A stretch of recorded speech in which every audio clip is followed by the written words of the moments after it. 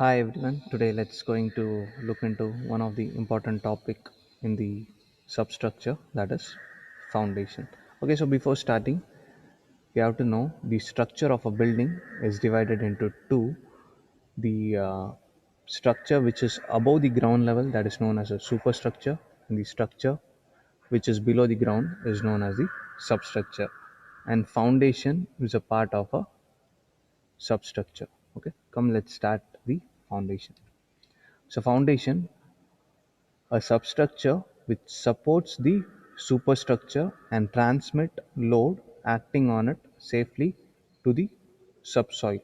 See, the main purpose of foundation is to sustain all the loads of the superstructure and to transfer all the loads to the subsoil, that is the soil below the foundation, safely. That is the main purpose of the foundation. So foundation, we have two types. One is known as shallow foundation, another one is known as deep foundation. See, B is nothing but the width of the foundation, and D suffix F is nothing but the depth of the foundations. So when DF is less than B, we call it as shallow foundation. When DF, that is depth of the foundation, is greater than the width. So if the depth is greater, we used to call it as a deep foundation. So these are the types of foundations. So foundation, already we know, if the depth is less than the width, we call it as a shallow foundation. If the depth is more than the width, we call it as a deep foundation. In shallow foundation, it is again classified into three: isolated footing, combined footing, mat foundations. You just think the first two is called as footing and the third one is called as foundation. Let's see why it is called as foundation and the other two are footing in the further slides. And the next one is deep foundation. So we have two deep foundation. One is known as pile foundation, another one is known as pier foundation. So we go for the pile foundation when the soil is not strong, whether it is of a clayey soil. We go for pile foundation. We go for pier foundation when we have a road network in the upper level. So it is connected by the bridges are connected by the piers. So piers will be like a big columns that for the bridge network, that is known as a piers. So we'll not look deep into the deep foundation with pile and piers. So let's look into the shallow foundations, that is isolated, combined and mat. So first one is isolated footing.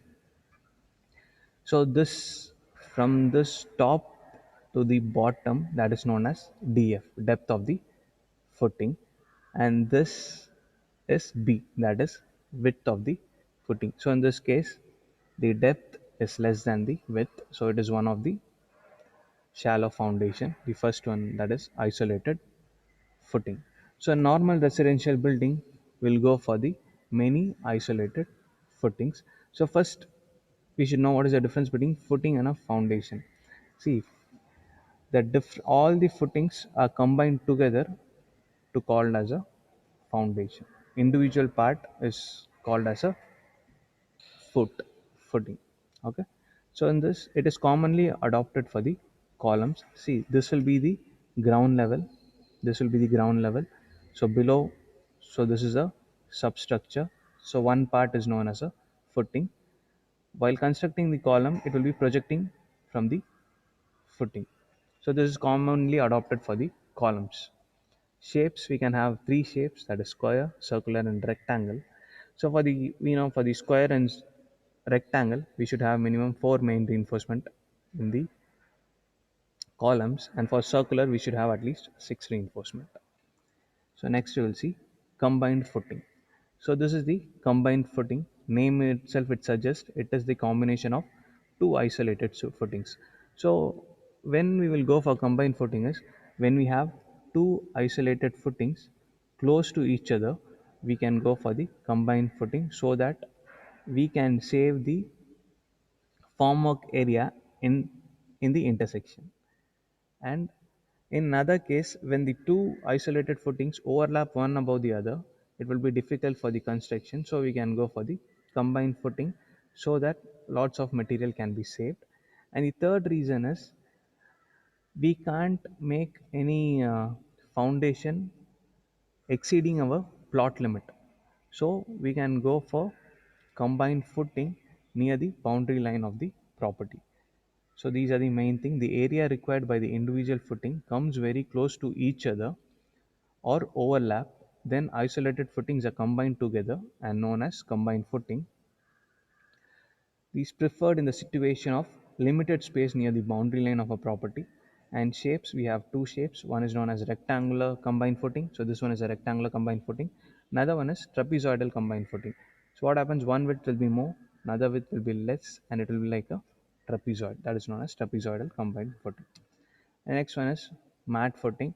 So in the similar fashion, when we have more number of isolated footing and it occupies 50% of the plot area, then we can go for the mat footing so that our work will be completed in a shorter duration of time. See, when the total area required by the individual footing is more than 50% of the plot area, then the footing adopted is known as mat or raft.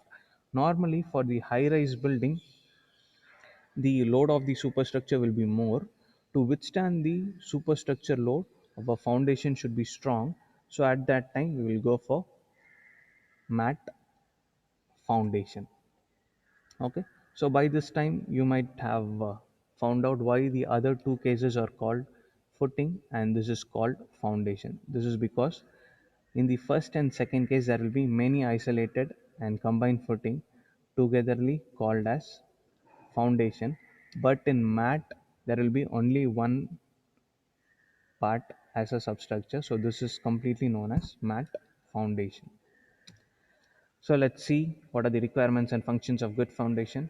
So actually we already saw the 2 points. The first one is it should sustain the load of superstructure. Superstructure load in the sense it it should sustain the load of columns, beams, slabs, brickwork, all the ironworks, all the dead load as well as all the live load as we are walking.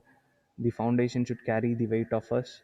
That is the first one. And next one is it should transfer the load to the subsoil safely. That is, all the loads from the superstructure should be taken by the foundation and it should transfer all the loads to the subsoil safely. That is, without failing or without any collapse in the structure.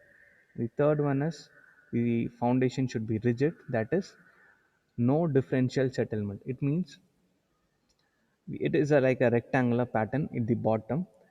So differential settlement in the sense different parts will be having different settlement. That is known as differential settlement.